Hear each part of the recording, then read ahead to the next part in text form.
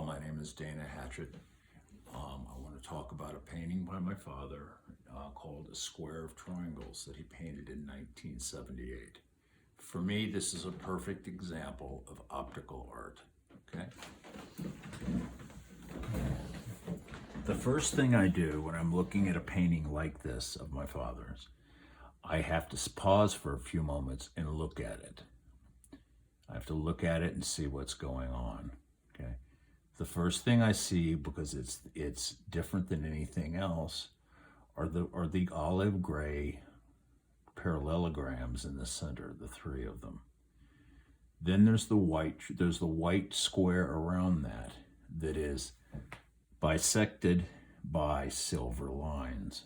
And then outside that, there's the silver painted background surface. Now, the way the silver painted background surface is functioning is it's very different than if it was a flat painted surface. In this case, he lets it run off at the edges, and this darkness out here that it allows to exist in the painting is very important for how the painting optically moves. Okay, I learned a lot growing up, even before I was doing this type of art or studying this type of art, by being around his work. Okay. Now, in this case, it's three forms, three fields of value, that are balanced with one another. The silver is balanced with the white.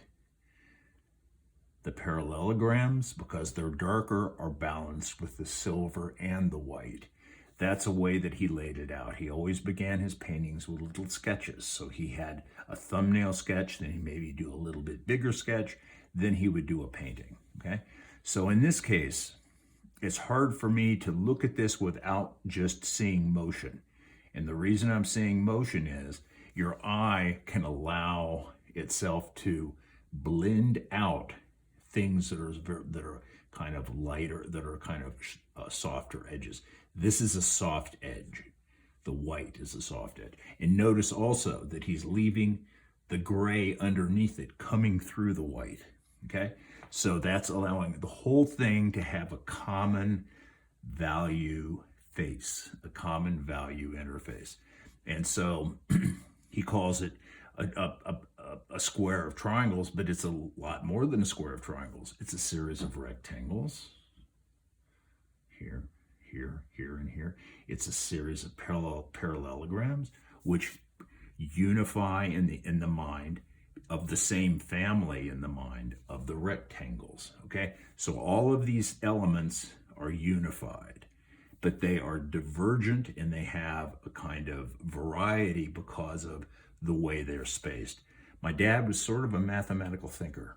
Okay, so when I look at this, I'm seeing the black parallelograms start to literally move out of the white square and become unified with the overall field of the rest of the painting. And as I explained, he's letting the field of the painting emerge, let's say on the outside of the painting, on here, he's having it emerge in here, and then he's taking these shapes out here and bringing in parallel shapes that mirror the shapes of the whole canvas. So you have a design that is completely unified.